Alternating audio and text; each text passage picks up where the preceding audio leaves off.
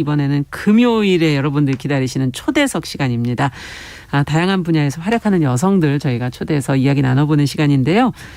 오늘은 자신의 외모나 관계에 대한 불만 또 뭐 여러 가지 스트레스를 해소하는 방법으로 음식을 많이 먹거나 아니면 또 안 먹거나 하는 극단적인 방법을 택하는 분들이 있습니다.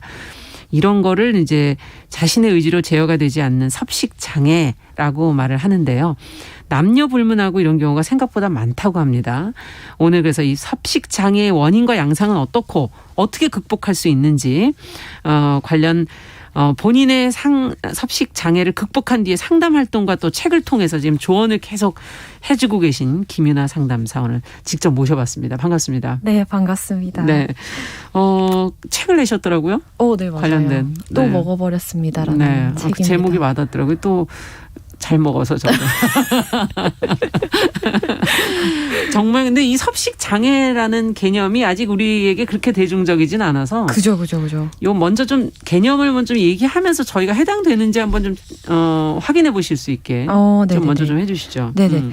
우선은 섭식 식이 장애라고도 하는데요. 네. 섭식은 이제 먹는 행동을 말해요. 그래서 네. 거기에 심각한 문제가 있는 정신 장애로 뭐 예를 들어서 먹는 거를 극도로 제한하거나 혹은 폭식을 한 뒤에 일부러 구토를 하는 등의 먹는 거에 대한 잘못된 생각이라든지 예. 행동을 이제 일컫는 개념이라고 할 수가 있겠는데요. 네. 그러니까 흔히들 말하는 이제 거식증, 그러니까 이거는 신경성 식욕부진증이라고도 하고 흔히 말하는 폭식증, 신경성 폭식증에 여기에 포함이 된다라고 볼 수 있어요. 그러니까 뭔가 적당히 먹는 것이 아니라 안 먹거나 너무 먹거나 그죠, 지금 그죠. 그런데 맞아요. 그게 몸의 문제가 아니라 정신의 문제다. 지금 정신장애다라고 얘기를 하셨어요. 맞아요. 정신장애라고 볼 수 있죠. 자, 지금 표현이 두 가지 형태로 나는데 둘 다 네네. 지금 극단적이어서 네네. 그 양태는 어떻게 그럼 거식증과 폭식증은 어떻게 나타난다는 겁니까? 조금 내가 좀 적게 먹는 편인데 나도 해당되나? 나 좀 많이 먹는데 나 해당되나? 이렇게 네네네. 생각하실 수도 있잖아요. 그죠. 그렇게 볼 수 있죠. 이게 폭식이랑 거식은 이제 명칭에 불과하고 여기서 이제 나타나는 구체적인 형태, 행동들은 네. 이제 폭식이라든지 아니면 제거 행동 요렇게 두 가지로 볼 수 있는데 네. 말 그대로 폭식은 단순히 많이 먹는 걸 뜻하는 게 아니라 예를 들어서 대부분이 사람이 유사한 시간 동안 예를 들어 2시간이라고 하면은 2시간 동안 먹는 것보다 분명하게 현저하게 많은 양을 또 먹고 근데 거기에 더해서 여기서 중요한 거는 내가 먹는 것을 통제할 수 없는 것 같은 느낌, 그러니까 조절 상실감을 느끼는 게 여기서 포인트예요. 나도 모르게 왜 이렇게 많이 먹고 있지? 맞아요. 하는 그런 느낌이요. 네네네. 조절 상실감. 맞아요. 약간 중독처럼. 중독처럼. 그죠. 술 먹으면은 알코올 중독. 한 번 드시기 시작하면 끝까지 드시는 분들. 맞아요. 한 번 내가 제어할 수 없는 듯한 느낌. 그게 핵심이고. 그러면 거식증은 뭐예요? 거식증은 이건 조절이잖아요. 안 먹는 거. 근데 요것도 어떻게 보면은 이제 보상 행동, 제거 행동 이렇게 볼 수 있는데 이제 체중 증가를 막기 위한 여러 가지 행동을 이제 뜻하는 게 보상 행동이나 제거 행동이 안 먹는 게 근데 거기서 예를 들어서 구토를 하거나 과도한 운동을 하거나 심한 경우는 설사제나 이뇨제 같은 걸 남용하시기도 하고. 네, 약물에. 그죠. 그래서 그런 것 때문에 되게 현저하게 저체중이 유발되는 경우를 거식증 이렇게 부르기도 하죠. 둘 다 뭔가에 중독되어져 가는 약간, 그러니까 조절이 잘 안 되는. 조절이 안 되고 강박적이고. 네네네. 그런 특징이 있군요. 그럼요. 네네. 네. 먹는 것이 이렇게 되면 어떻게 될까? 이게 매일 먹어야 되잖아요, 저희. 그죠. 그래서 섭식장애가 정말 힘든 장애 중에 하나예요. 왜냐하면 알코올 중독은 아예 단주를 하면 되는데. 그거는 이제 평생 안 먹어도 되는 음식물이긴 하니까요. 그죠. 근데 음식은 계속 먹어야 근데 되는데. 그것도 제어를 하기가 사실 쉬운 건 아니거든요. 그죠. 그렇긴 하죠. 맞아요. 커피 한 잔도 사실 커피 중독도 맞아요. 마찬가지고 맞아요. 그 냄새만 맡으면 일이 손에 안 잡히거나 아침에 정신이 안 깨거나. 그죠. 내 얘기를 하고 있는 가만히 보니까. 저도 그렇습니다. 그런데 요즘에 젊은 층에서 유행한다는 프로아나라는 게 있다는데 그건 뭡니까? 프로아나는 말 그대로 되게 정말 심하게 극단적으로 다이어트를 하는 경우를 뜻하거든요. 극단적인 다이어트. 네, 예를 들어 정말 아예 그냥 일주일에 내내 먹지 말라든지 30 몇 킬로가 되는 걸 지향한다든지. 그러니까 말 그대로 프로아나는 이제 거식증을 찬양하는 거예요. 그 방식을. 그래서 엄청나게 현저하게 저체중이 유발되더라도 나는 그걸 하고 싶다. 그걸 선망하고. 이것도 그러면 일종의 섭식 장애라고 볼 수 있나요? 엄청난 섭식 장애죠. 걸 찬양하고 있으니까. 그죠. 그리고 그거를 계속 하니까. 아, 본인도 하고. 네, 다이어트를 엄청나게 하려고 하고 그걸 따라하고 사람들끼리 그런 기준을 만들어서 또 계속 다이어트를 계속 하고 하니까. 예. 아, 참. 자, 지금 얘기를 듣다 보니까 뭔가 조절이 안 되는 정신적인 문제 시작하지만 결국은 신체의 문제로 오고 이건 병으로도 갈 수도 있는 것 같고 제가 볼 때. 맞아요. 그리고 근데 이게 너무 다이어트라는 표현을 하시니까 프로 하나 얘기하면서 너무 흔한 거 아니야 이런 생각도 좀 들기도 하고. 네네네. 네, 어떤 문제 극단적으로 어떤 문제까지 가게 됩니까? 이 섭식장애가 어떻게 가는 겁니까?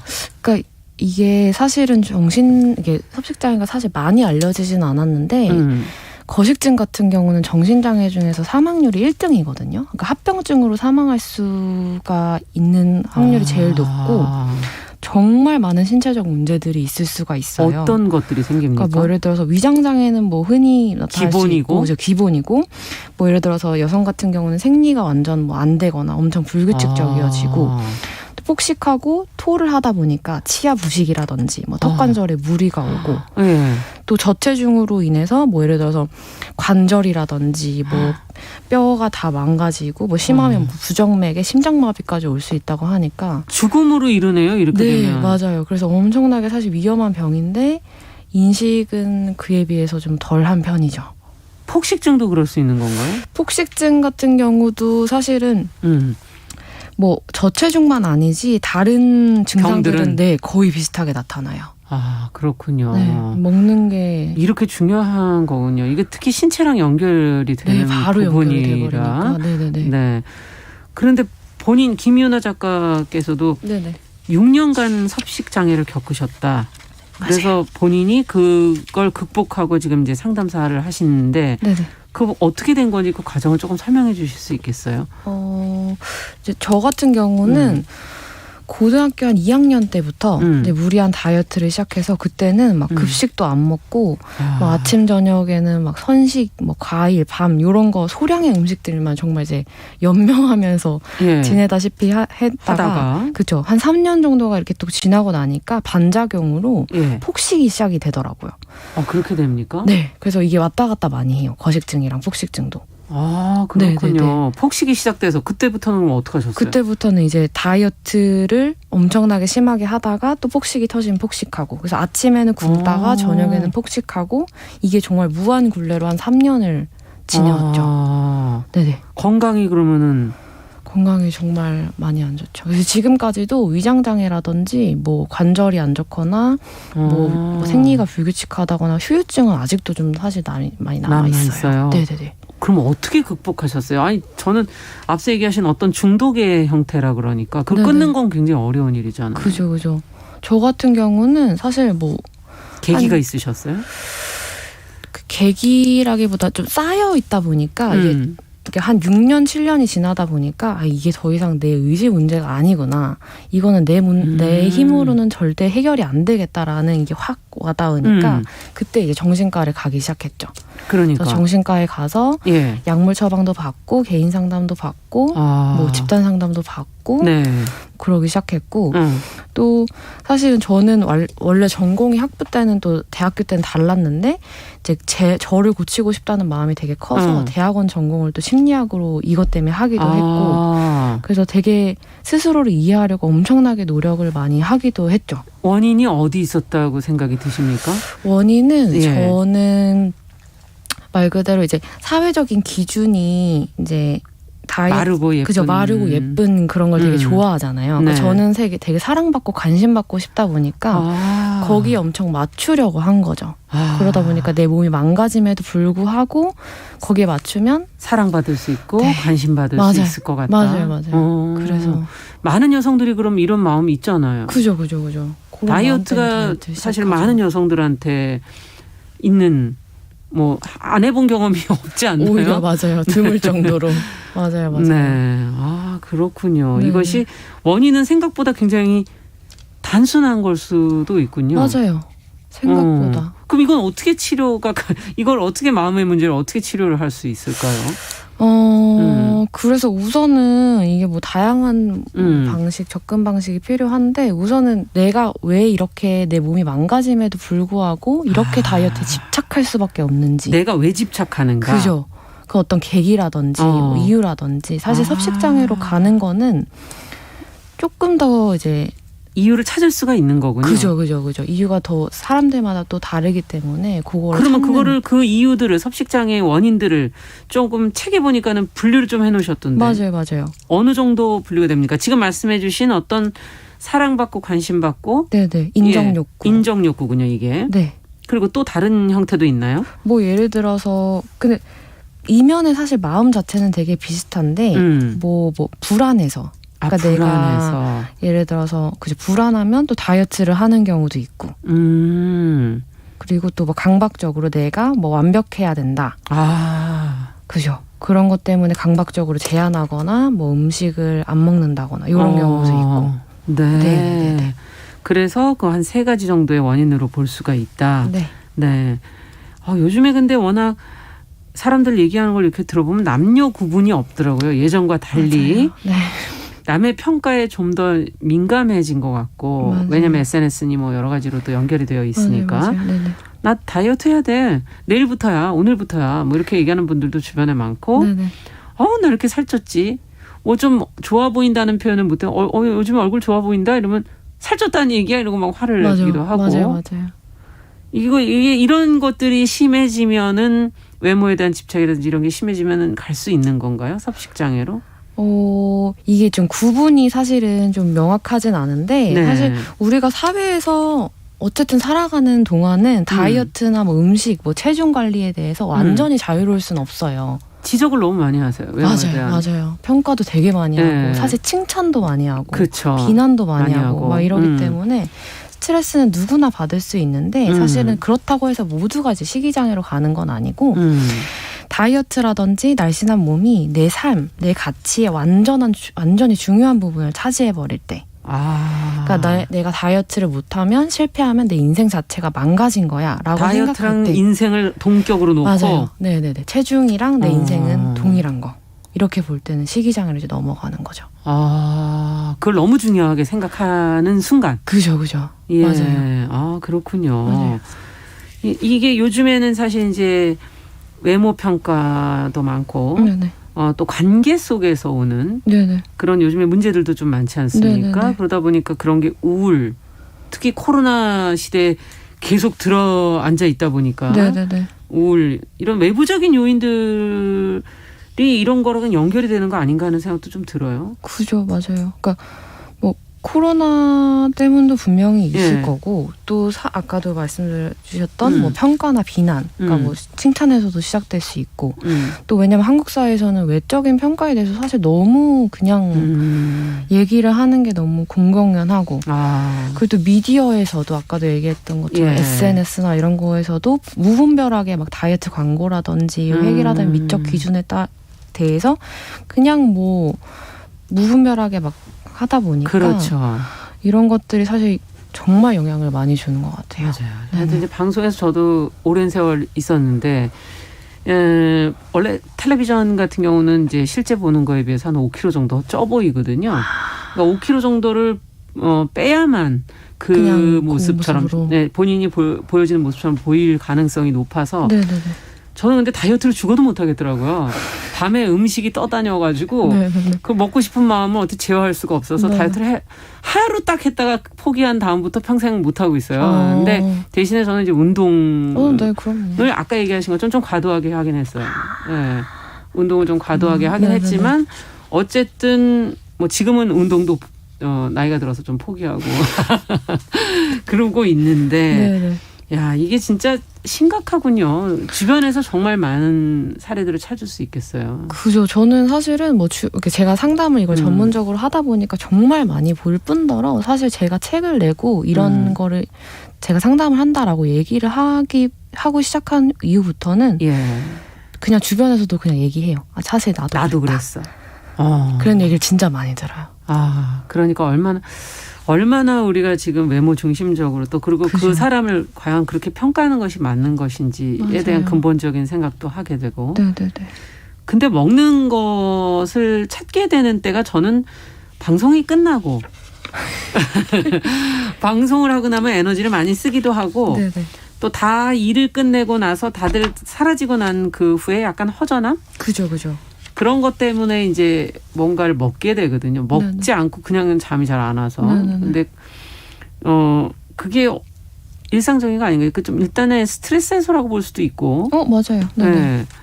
이것까지는 문제가 되는 건 아니지 않습니까? 그럼요. 먹는 네. 것이 주는 행복은 사실 매우 커가지고 그게 뭐 과도하지만 않으면 사실 일상에서 먹는 것만큼 행복을 주는 그러니까 바로 직접적이고 바로 이렇게 행복을 주는 게 없으니까요.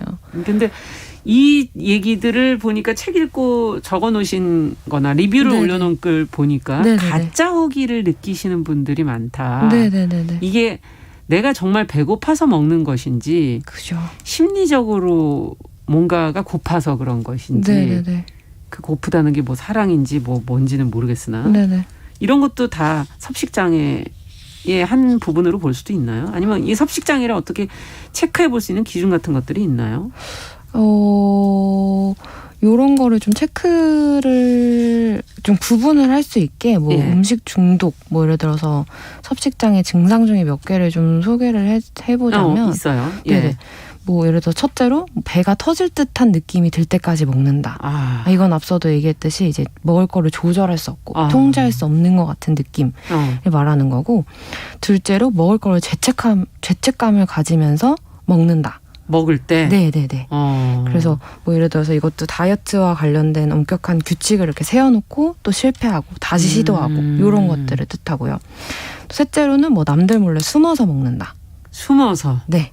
그러니까 누군가에게 보여주는 게 창피하거나 뭐 이래서 좀 차 안에서 먹거나 막 서랍에 숨겨놓고 먹는다든지 뭐 이런 것들이 어떻게 보면은 조금 시기가 그냥 내가 먹는 거를 그냥 뭐 행복해서 먹는다랑은 달리 식이장애로 좀 갈 수 있는 그런 증상에 좀 해당될 수 있겠죠. 네.